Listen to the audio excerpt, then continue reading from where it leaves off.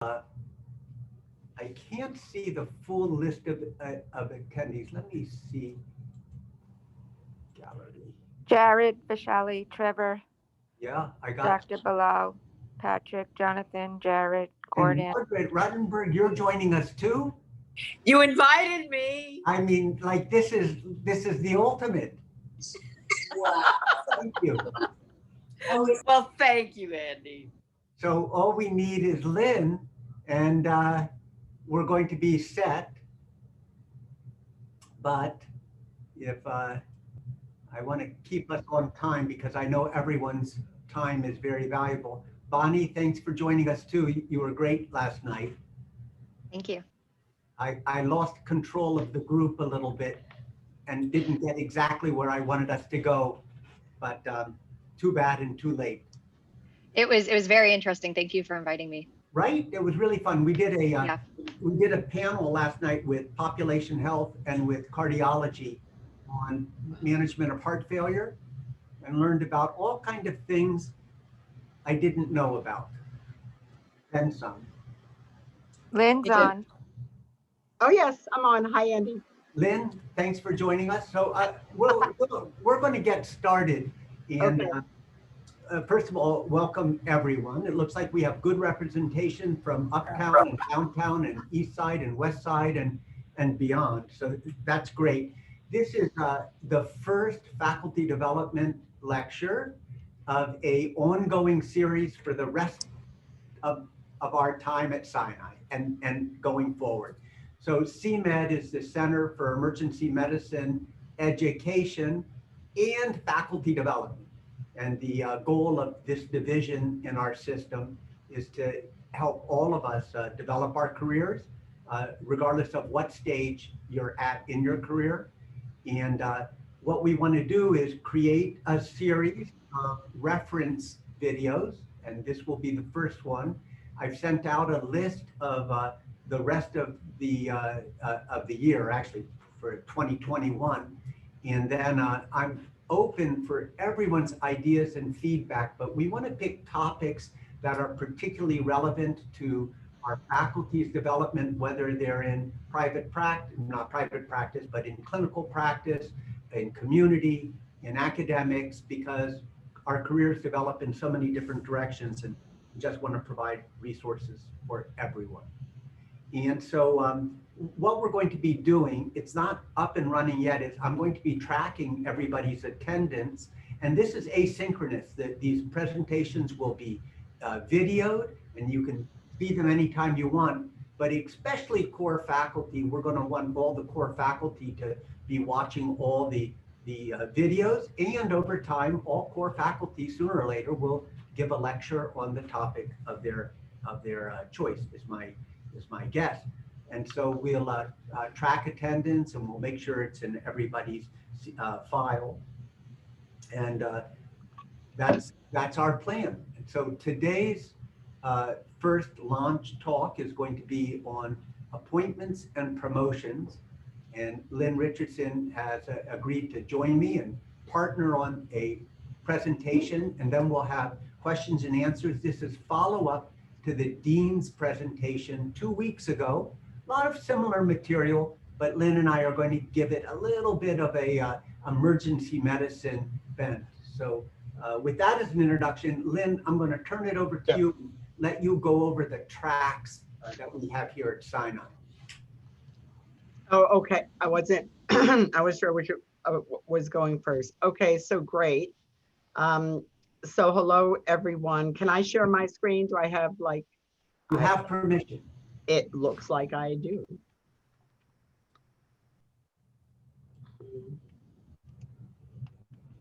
I always have like trouble with this. Okay, let's see.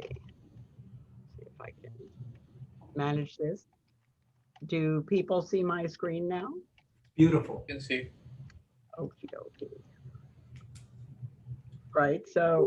I think you're in presenter mode, Lynn. Yeah. Yeah.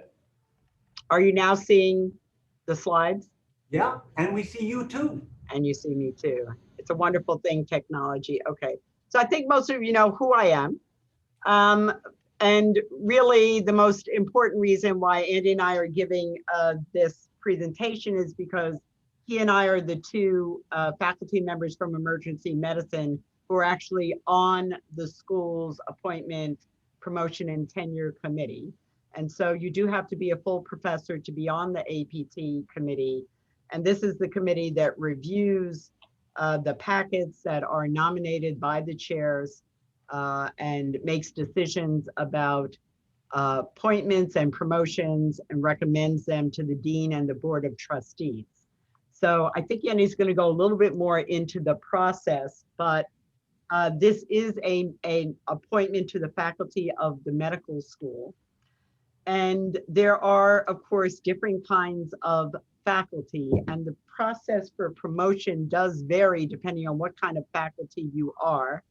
For full-time faculty and part-time faculty at any of the Sinai sites, and I guess I'll have to add South Nassau to this,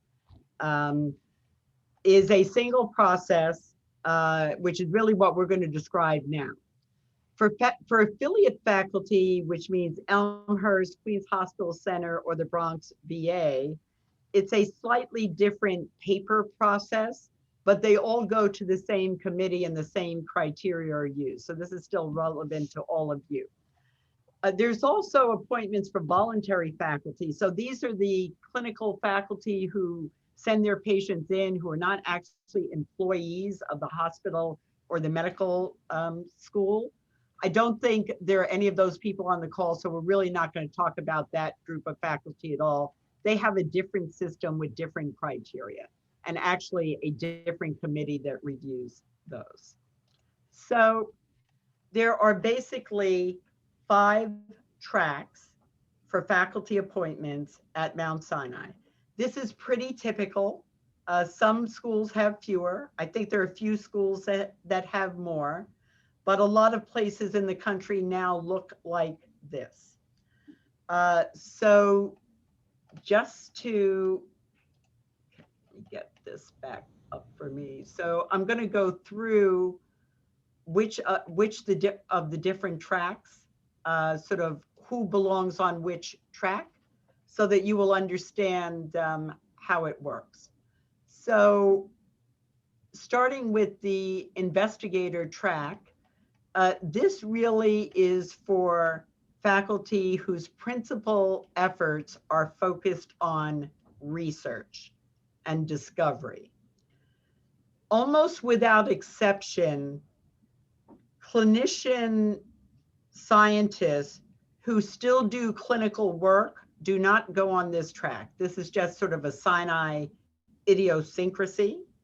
So if you are a PhD faculty member, or even if you're an MD PhD, but you don't see patients, you just run your lab, that's who goes on the investigator track.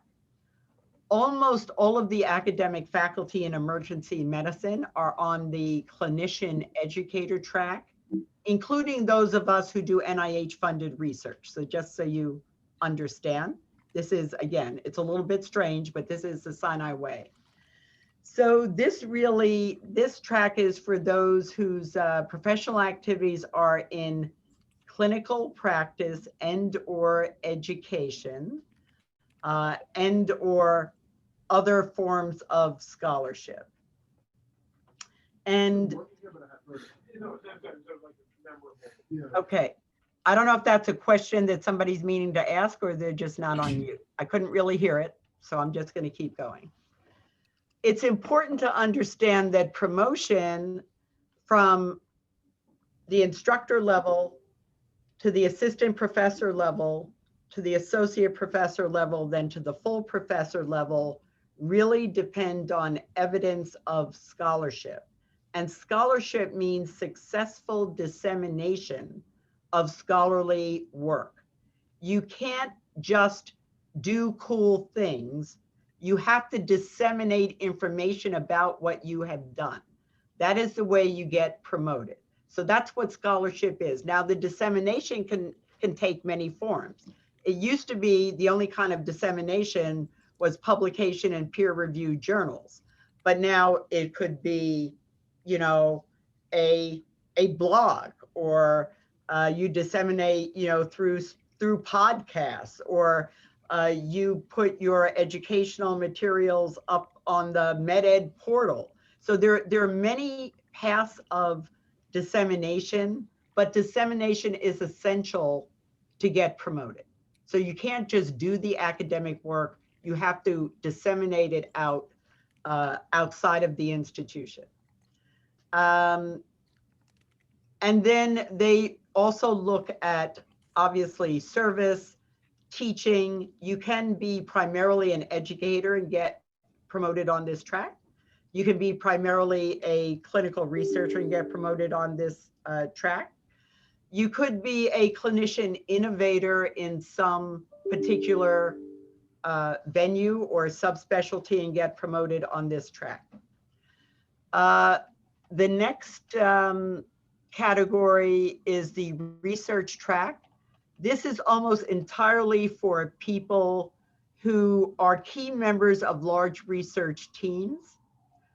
So it applies to relatively few people in our department. So these are non-clinicians who are not leading research teams, because then you're on the investigator track, but they, for example, may be the biostatistician or the methodologist.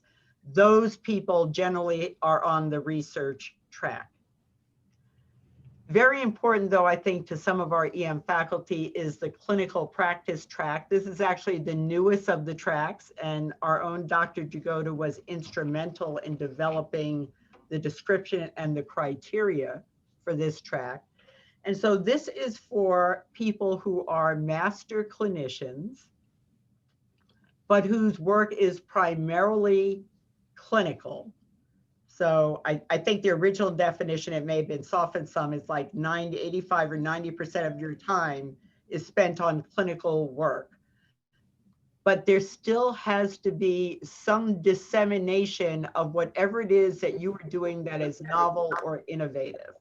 People have to know about you. And there is a clinical practice matrix, which I assume Andy is going to describe, which has to be completed if you're going up for promotion on the clinical practice track. There are a couple of special situations where people aren't really sure which track they fall into. And then I think it's a good idea to get some individual consultation from Andy or myself to really understand, like, what is it that, which track do you belong on? How should this really work? So let me see now if I can advance this. So really, all of you on this call, I'm pretty sure, are either going to be on the clinician educator track or the clinical practice track, depending on how much of your time is clinical and how much of your time is academic. Are there any questions about the track or anything I've said so far? Were you reading off a slide deck, because we weren't able to see it? You can't see the slides? No, the one that you have there is just the faculty appointments cover slide. Were you? Oh, did I going not through advance slides? it? No, ma'am. I did. I am so sorry. Let's see. They're on the side, Lynn, but not on your front. It's Screen. advanced now. Yes. So you saw this one. Yes. So yeah, somehow what I'm seeing, so again, so you're seeing this like not in presentation mode, but just like, is that Yeah. true? That is correct. I never know what to do about that. I mean, I hit presentation, but it seems like you didn't go. Lynn, there is a kind of at the middle of the page below animations, there's a button that says resume slideshow. I don't know if you see it. Move your mouse up and to the left a little bit. Keep All going right there. I'm getting some technical assistance here from my good friend, Dr. Nye. So what is on your screen now? Faculty groups. Let's see, I'm seeing pictures of your last vacation in St. Martin.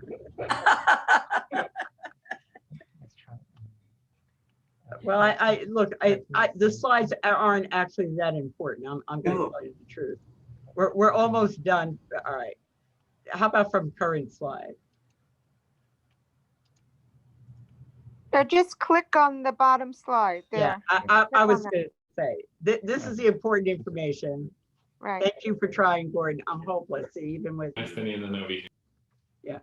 Here's a new slide. So this has the faculty tracks on it? Yes. Yes. Okay, fine. So again, as I was saying, there's the investigator track. You're primarily a researcher. Clinician educator track. This is most of our academic faculty, including the NIH funded researchers. I was promoted on the clinician educator track, even though I'm like a top NIH funded researcher in emergency medicine. This is sort of the Sinai way. The research track, these are for team members who don't lead research, but who are key members. And the clinical practice track is for people who are primarily clinicians, who don't do a lot of academic work. And so there are some of our clinical faculty who are on the clinical practice track who are still eligible for promotion on that track. So that was sort of a recap. Any questions about the track? Lynn, I just want to, so that clinical practice track, the term that I saw described was actually an administrative and clinical practice track. Yes, so Yes, people who have a primarily administrative role are sort of a special subset of this clinical practice track. You're absolutely right, Ugo. And so if they have done, they're responsible for a department or a program or a service that's valuable to the institution. And again, they have done something novel, something innovative, something creative with that. They also get promoted on this clinical practice track because usually they do not have the kind of peer review publications or other tangible academic products that you need to get promoted on the clinician educator track. And so there is this clinical practice matrix, which can also be an administrative practice matrix, which describes your activities and how they have made a significant contribution. So that is, you are right that often we see people who are directors of programs or services or divisions and so on, or directors of clinical enterprises, even though they are not themselves doing primarily clinical work, they come up on this clinical practice track in like the administrative category, the administrative subset. So that's why I say if that's your situation, we would give you some tailored guidance about what are the kinds of things you need to have on your CV to be successful in these various tracks. And I think Annie's going to talk some about that next. Which I will, but a good example, first of all, when you're promoted or appointed, nobody knows what track you are on. You are an assistant or associate or full professor of emergency medicine. There is no descriptor. So it's not clinical associate professor. You are an associate professor. So some people get hung up on the track. The tracks are designed to recognize excellence and contribution in your area. So say, for example, we hired a master clinician in geriatrics palliative care who's designed quality programs and established a division that has teaching to residents and is represented at New York ACEP. But they haven't published and they haven't done research. But you know what? They made a difference creating that division, and therefore they would be promoted to associate or full professor, depending on how much they've done. So I see sometimes faculty just getting a little hung up that they don't want to be on a track they think is diminutive. That is not true. I'll take a master clinician taking care of me any day over a a phenomenal NIH-funded person who doesn't know squat about daily clinical care. And we want to recognize that. And so I'll tell you nationally, whether it's Hopkins or Brigham, Sinai, Penn, we've all developed these kind of tracks because we don't want to lose the master clinician. They're the backbone of our departments. So a little bit of an aside to that. Yeah, I think that's well said. And most of the young faculty don't really remember the days when there were these modified tracks, meaning you weren't just an assistant professor of emergency medicine, you were an assistant clinical professor, or you were an assistant professor of clinical emergency medicine. So there would be this clinical modifier inserted in the title that was sort of a signal like, you're just a doctor who sees patients, you're not a real academician. So none of the Sinai tracks, except for the research tracks, have a modifier. They're all just the rank. So you are associate professor of emergency medicine, whether you're on the investigator track, the clinician educator track, or the clinical practice track, you have the same title. No one can tell what track you're on. You also can move from one track to another. And frankly, sometimes packets come to the promotions committee with the chair saying, I would like to promote this person on, whatever, the clinician educator track.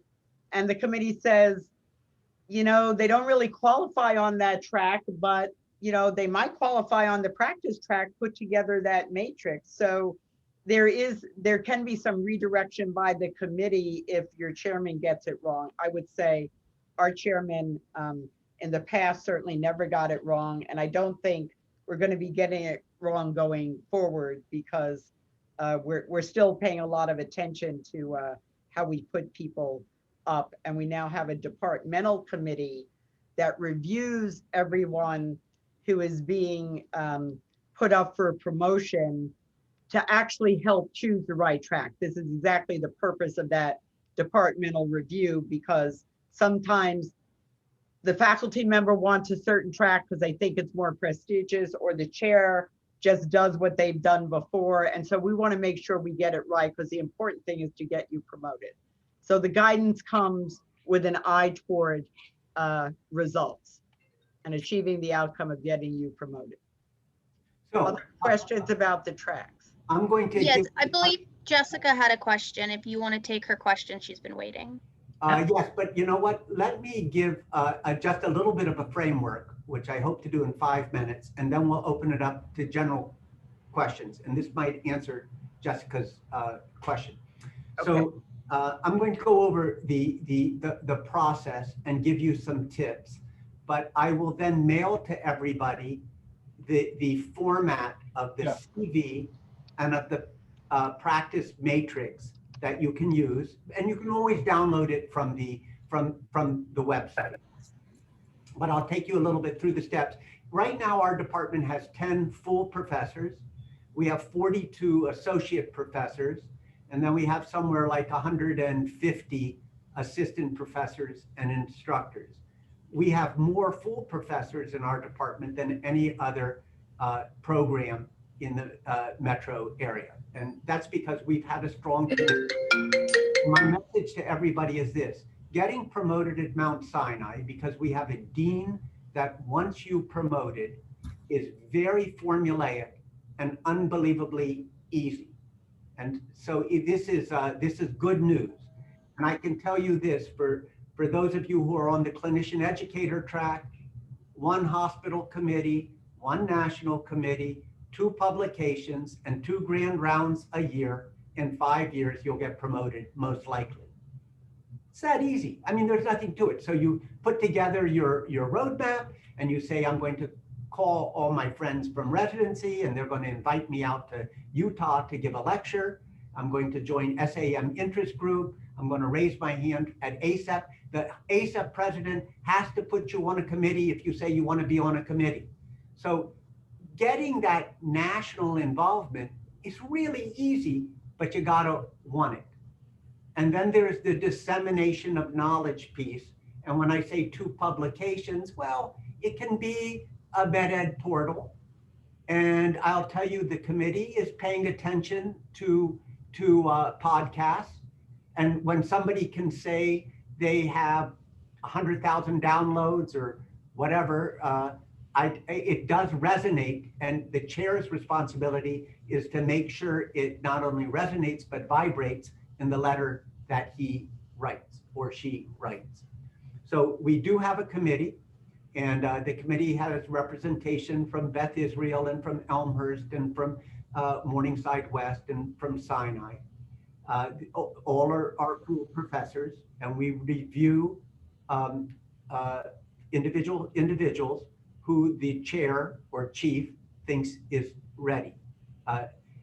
Part of your annual review with your chair or chief, depending where you're working, has to be a directed discussion of your readiness for promotion.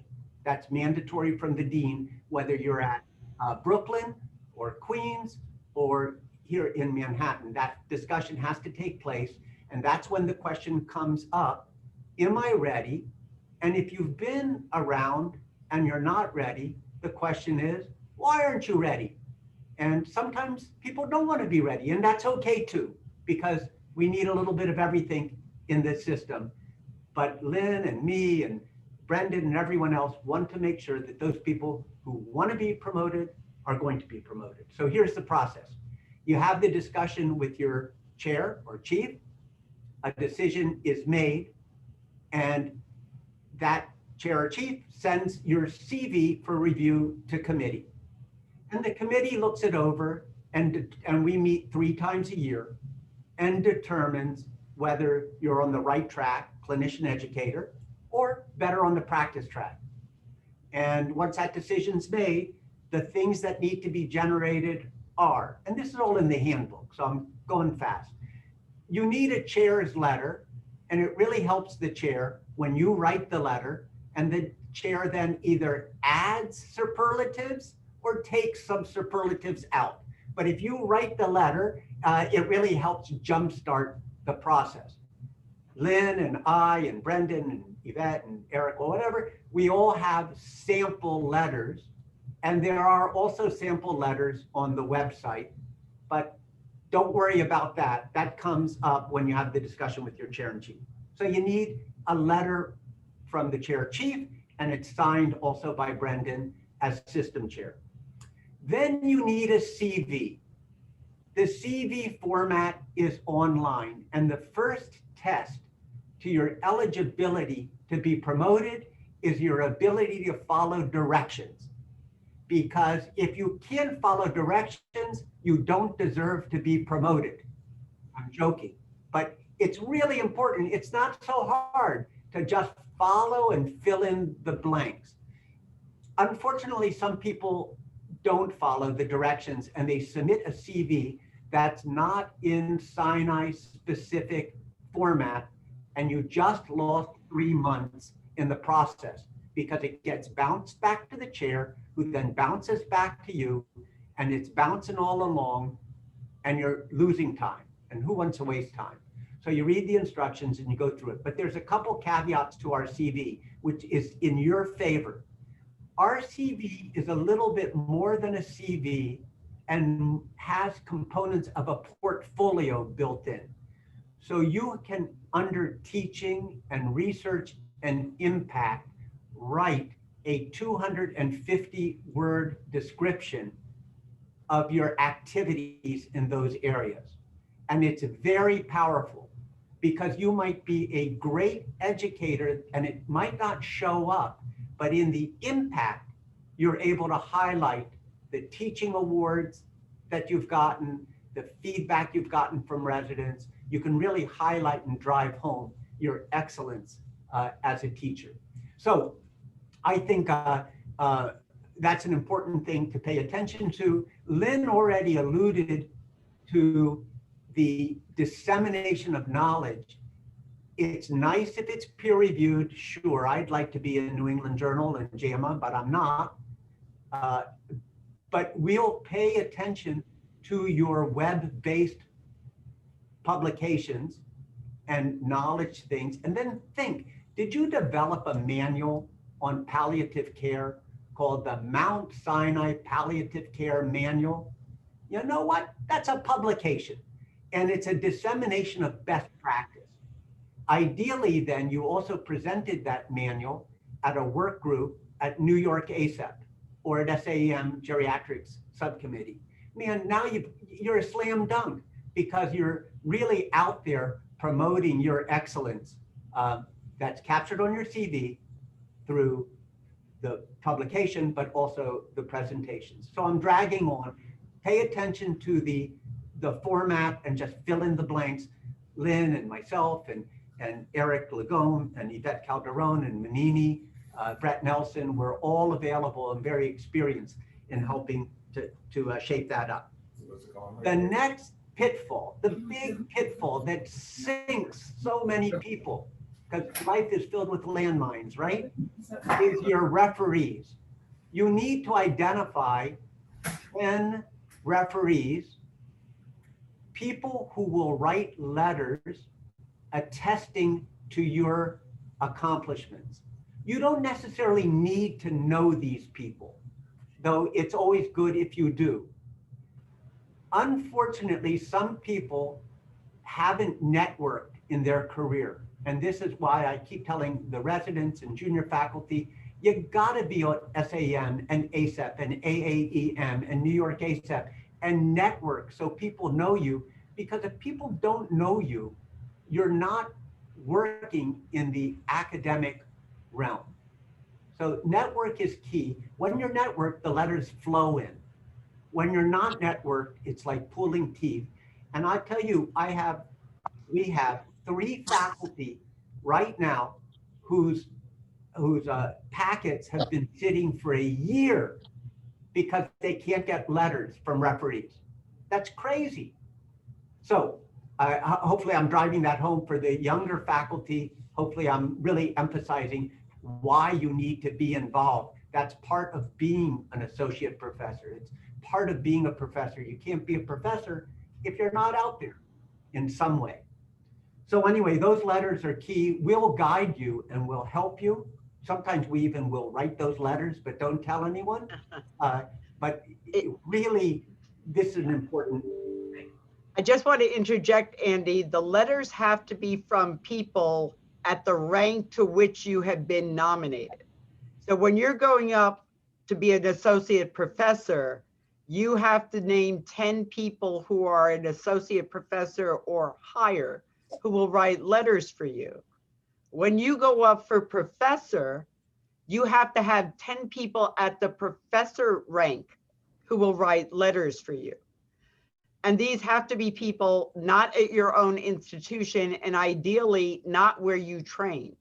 So this means that people, senior people in the field of emergency medicine know who you are because they've heard of you. They heard you present an abstract at a conference. They worked with you on a committee. They heard a talk you went and gave to their residents. That's how you get known. That's how you are able to put together that list. And this is why Andy is right. Networking is so important. So it's not just like 10 of your friends who will write nice things about you. It's 10 people at the rank to which you are being appointed or promoted.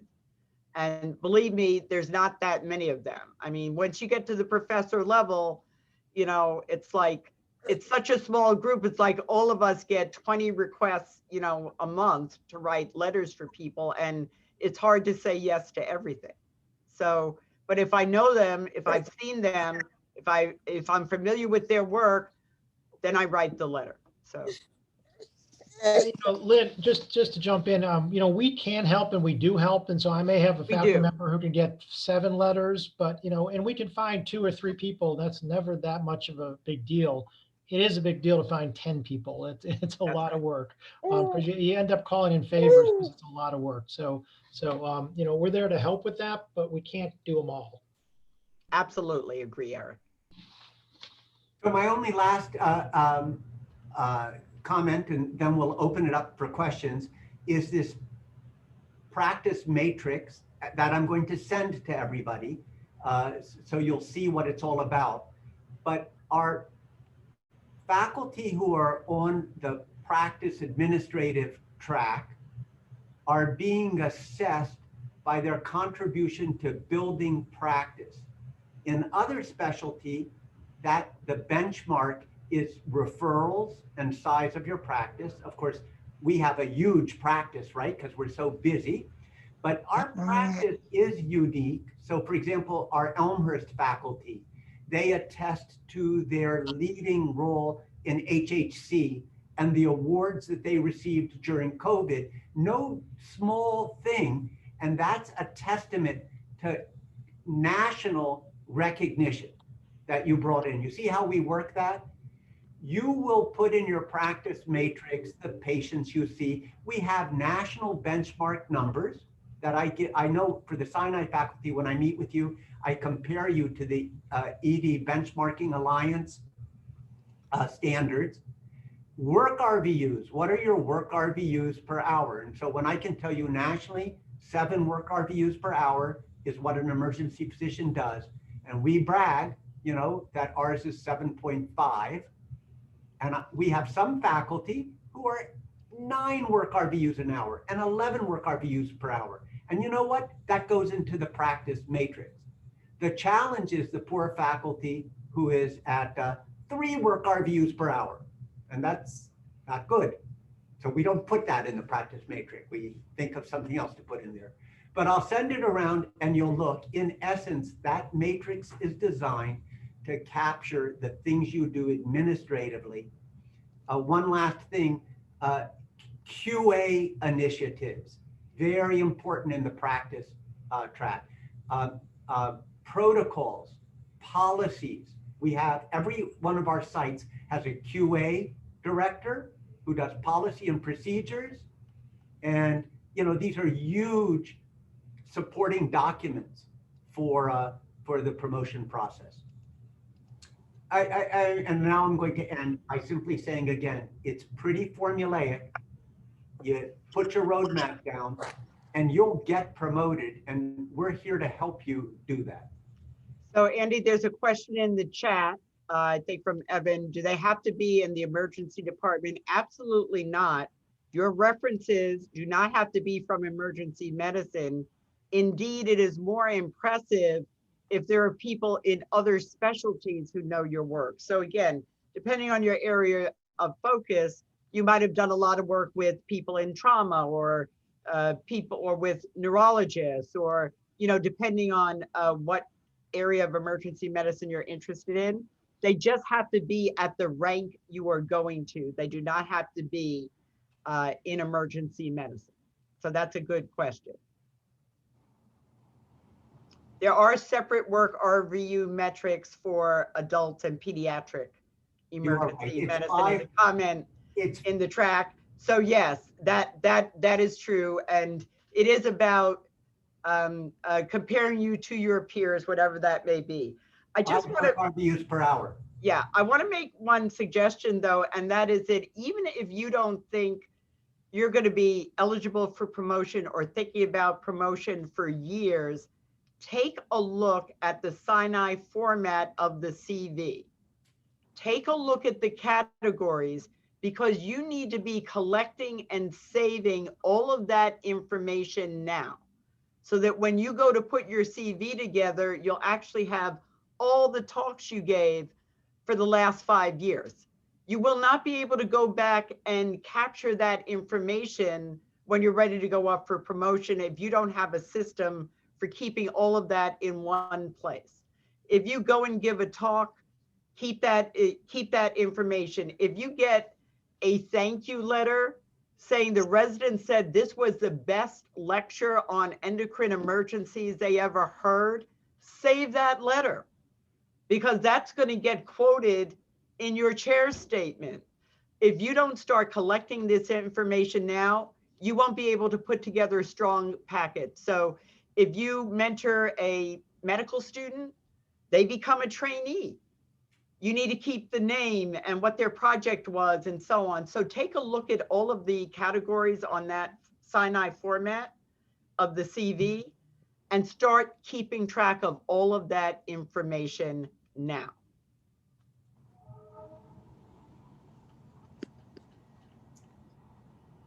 questions, Any other questions? comments? I'll make a comment. Lynn, you kind of mentioned that you were promoted on the CE track. Yeah. The reason you were promoted on the CE track is because you deserved to be promoted, and we would have had to wait for the renewal of your Yeah. NIH grant in order. Oh, yeah, no, I remember. I went up for associate There you go. Just so on the you know. investigator track, Yeah. and just they so you said, know. well, she only has one RO1. Yeah. And she Yeah, spends a that's lot of time seeing patients. Yeah. There you go. So then they moved me to the clinician educator track so I could get promoted. Yeah. Just to get that clear. It's like, this is how Sinai works. So I got over it. If we could get Lynn promoted, we can get anyone promoted. So that being the case, that's the positive twist to this. I had a quick question. Dr. Jagoda, I remember you telling us a few years ago that to keep kind of climbing up the ranks, you should aim for about 2 invited grand rounds lectures per year at outside institutions. Is that still kind of the rule of thumb? It's my rule of thumb, and it reflects well on you. I can tell you the committee gets hung up sometimes when they see somebody who's not speaking out of the metro area. Yeah. And it catches their attention when they see, oh, you were in San Antonio, Salt Lake City, and Seattle. They really like that. And so yes, it's a good rule of thumb, but not. I would say it's a minimum of 2. And we see a lot of people who are doing more than that. And it is important, it's a national distribution. Now, in the era of COVID, of course, nobody's traveling, but that's not going to go on forever. And it really is not enough if you have just spoken at 8 residency programs in New York City. That's not a national reputation. And that's what they're looking for, is evidence of that national reputation. So you're invited to talk outside of your region. You're on a national committee. That's the evidence of the national reputation that the APT committee is looking for in the clinician educator track. We should be very proud of SAEM, because SAEM got it very early that these things like national committees is important for growth. And that's why both ACEP and SAEM, all you got to do is raise your hand to get on a committee. Ideally, once you're on the committee, you'll love it so much, you'll work your way into the executive committee or the chair, vice chair, or whatever. But our specialty's done very good at developing careers, I think. Yeah, especially at the educator. Right. And I assume that if you give a talk over Zoom to a program in Los Angeles, that's considered just as good as going to Los Angeles and giving a talk in person? I would say it's better, because you don't have to get on a plane and go to Los Angeles. But from the point of view of promotion, that's right, because somebody in Los Angeles heard about you and invited you to give them a talk. Yeah. It sounds like this is the year. Yeah, once you get to the professor level, they're looking for that international reputation. So now you got to do a few talks at, one of the international EM conferences to make that next step. Yes, I'm a broken record on this. Look, you go to SAEM interest group and you sit next to somebody and make a new friend. And you end this session by saying, would you invite me for grand rounds if I invite you for grand rounds? This is how it happens. And this is back to that whole networking that we do as we build our academic roots outside of our systems. Yeah, I'm just saying that this is probably the year to really enjoy having some those talks, far away, I guess, credit. Yeah. Now it's minimal effort, minimal right. sky miles. Yeah, this is the year for those West Coast talks. Absolutely right, Jessica. They don't have a time zone change, and yeah. Oh yeah, sometimes you have to get up early. You have to. Oh, only they have to get up early, so it's good for us. Yeah. No, it's true. Yeah. And it's fun to go to places and meet people and, see how they're doing things. And so it keeps you, fresh and motivated. we have a very challenging clinical practice. It is these academic aspects are why we're here and not making twice as much in the community, right? So take advantage of it, enjoy it. Anything else? We've gone a little bit longer, I guess, than we thought we would. Can I clarify one thing? It sounds like from what you guys are saying that for the clinician, the clinical practice track, the matrix is kind of the most important piece, whereas less so that for the clinical educator. Well, you only have to submit the clinical matrix if you're on the clinical practice track. Yes. Okay. So for the clinician educator track, no it matrix. should all be on your CV. You don't have to do the matrix, but the matrix was added as additional supporting information because often the CVs of people on the practice track look so thin that they couldn't get promoted. And so getting more information about their contributions to practice was sort of the way the track was designed. So you only have to do the matrix if you're on the practice track. So to make it simple, if you're core faculty for the residency, you're on the clinician educator track.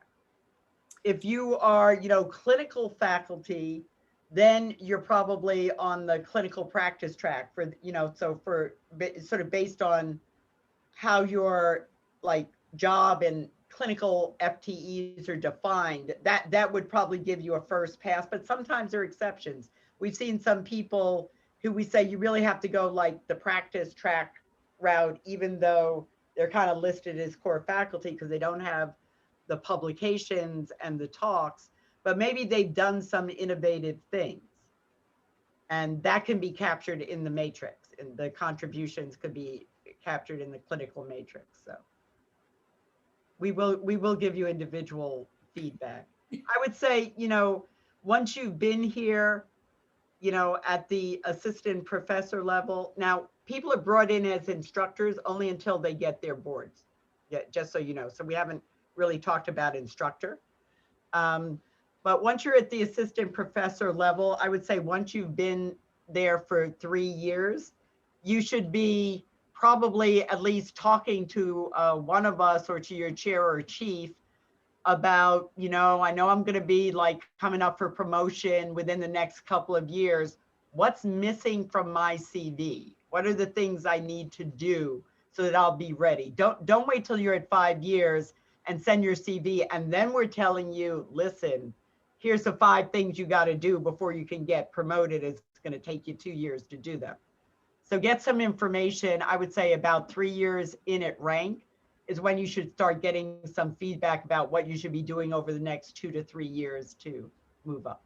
It's part of your annual review. Definitely our faculty at Queens and Brooklyn, the practice track is the way to go. Vehicle.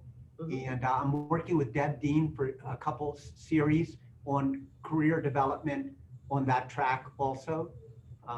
But we have plenty of people on our faculty who have been promoted on that track. I just want to mention there are actually a couple of tangible benefits to getting promoted. The institution's contribution to your retirement fund actually goes up as you go up in rank. And there are perks that only become available to you at the associate professor level. For example, the tuition grant in aid, which will give basically a scholarship to your children when they enroll in college. And, it's like real money. So it's not just like prestige and ego. There are actually some tangible financial benefits to moving up in rank. So that's maybe that'll catch your attention if you otherwise were not interested. We haven't mentioned tenure, and unlike promotion, I would say tenure really is sort of like an ego thing at this point. In the past, tenure really provided you with job security. At this point, the salary level that tenure would guarantee you, none of you could live on. So as a financial guarantee of a certain position, it's not worth very much. But it is, I think there is a lot of prestige. It is possible to get promoted without getting tenure. So that's kind of a separate conversation that we can have. Tenure pretty much guarantees you an office and $60,000 a year. Right. But it does impose a certain obstacle if somebody wants to move you out. And in all seriousness, and it's no secret, Carl Ramsey really wanted to move me out. And I have to say, being tenured did give me some security. It gave him none. He moved out. But it's an interesting. It's a longer story than that, but anyway. Yeah, oh, there's lots of stories. Yeah. Lots of stories. Yeah. Usually tenure is a consideration that comes up at the professor level, but we do sometimes see people get promoted and then they later come back to the committee asking for tenure. There are some departments who seem not to offer tenure to anyone. It is the chair's choice. So it's kind of interesting to see how this plays out around the institution. But generally, at the point that we have put someone up for appointment as professor in the clinical educator track, we ask for tenure. So usually in the past, emergency medicine has linked them, but that is not necessarily required, just so you all know, because you may hear different things from friends in other departments. And if you want a sabbatical, forget about it. But there is a mechanism for sabbatical. We've yet to have anyone. Lynn keeps saying she's at the front of the line for sabbatical. Wait. I need a sabbatical. That's right. Brendan told her working at Sinai is a sabbatical in and of itself. Yeah, So, that's what he said. Yeah. I'll say from down in the ranks, it was not clear to me that there were financial advantages to promotion. I know that. We have this sort of scale that you can go up the pay scale by just waiting time-wise. So it was, I think it's helpful for people to understand that there is some, some money, Right. especially if you have kids. That's right. That's right. In fact, at the associate professor level, you get a total of 8 of these tuition grants and aid. So that could be one child, 4 years of college and 4 years of medical school, or it could be 2 children, each of which get 4 years of college, but you get 8 of them at the associate professor level. At the professor level, you get an unlimited number of them. So when my youngest daughter enrolled in a 5-year architectural program, my goal was to get promoted to professor before she got to her 5th year so I could get that unlimited number of tuition grants and aid. And I did make that goal. So, that was motivational for me to get promoted to professor. And it's 10,000 per even they're in year. their 30s, if they go back to school at any point, I can still get a tuition grant and aid for them because I have the rank of professor. So it's a never ending benefit. And that's $10,000 per year, right? $10,000 a year. That's right. Taxed though, it is taxed. I thought it went up to did it go up to 12,000? I thought it might've gone up. that I'm not sure of. I was saw just something. looking, It's it's 11 for professors and chairman. It's 10 for associates. Yeah, I thought there was a little bump in some. And that's taxable too. Yes. It is taxable, yes. All right, listen, we've taken an A hour. lot of time. And, but we're all here, Eric and Yvette and Lynn and me and Brett and Manini are available to discuss and review and help. And our goal again is to get you promoted and have success in your academic careers and practice careers. Absolutely. All right. Thanks so much. All right. Good evening, everybody. and good Bye-bye. luck.